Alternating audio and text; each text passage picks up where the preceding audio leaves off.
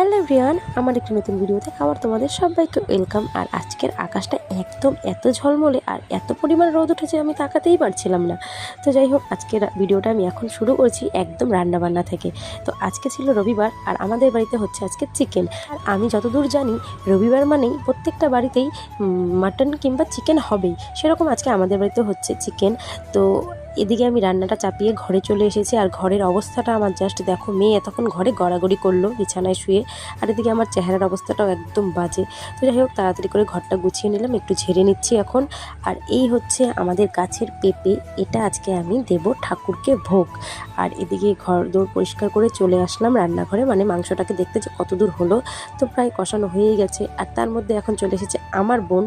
আর ও আবার দেখো, এই যে পুচকু আরেকটা, এটাও আমার একটা বোন হয়, তো ওকে নিয়ে আমাদের বাড়িতে এসেছে। ওকে বলছি দেখো তাকাও, ফটো তুলবো। মোবাইল দেখে কতটা খুশি দেখতে পারছো আজকালকার দিনের বাচ্চা কাচ্চার অবস্থা। অন্যদিকে আমার বোনের কাণ্ড দেখো, আমার একটা পার্সেল এসেছিলো, ওটাই ও পড়ে দেখছে। আর এর কাণ্ড দেখো, একটা বোতল পেয়েছে, ওটাকেই মুখে নিয়ে দেখো বলাতে আবার একটু হেসে দিল।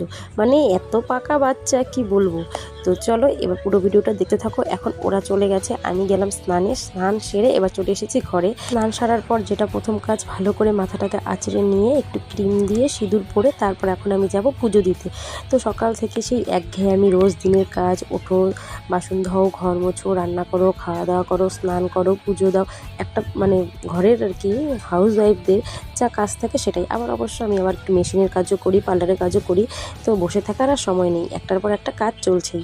তো কথা বলতে বলতে দেখো আমার মাথাটা আঁচড়ানো হয়ে গেল। এবার আমি যাব কিন্তু একদম সোজা পুজো দিতে, কারণ অনেকটা লেট হয়ে গেছে রবিবার দিন। তার মধ্যে মাংস নিয়ে এসেছিলো, সকালে আবার একরকম রান্না হয়েছে, দুপুরে আবার মাংস রান্না হয়েছে, তার জন্য আমার অনেকটা লেট হয়ে গেছে, প্রায় এখন 2টো বাজে। তো এই যে চলো পেঁপেটা নিয়ে যাওয়া যাক ঠাকুর ঘরের দিকে।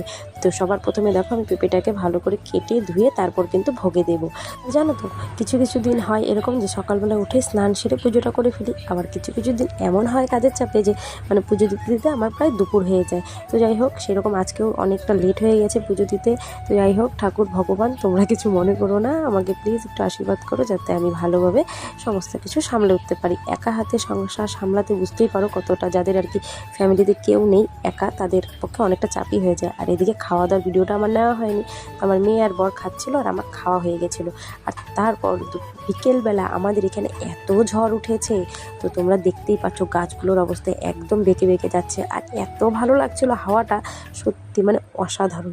তো যাই হোক, আমি একটু হাওয়াটা গায়ে লাগিয়ে নিচ্ছিলাম আর বেশ দারুণ লাগছে সন্ধ্যাবেলাকার এই হাওয়াটা। আর তারপরে তো নেমে আসলো ঝপঝপিয়ে বৃষ্টি। আর তারপরে আমি সন্ধ্যা দিয়ে চলে গেলাম এখন চা বানাতে। তো আমাকে এখানে দেখতে পাচ্ছ যে আদা দিয়ে লিকার করে লাল চা বানাচ্ছি। আবার এখানে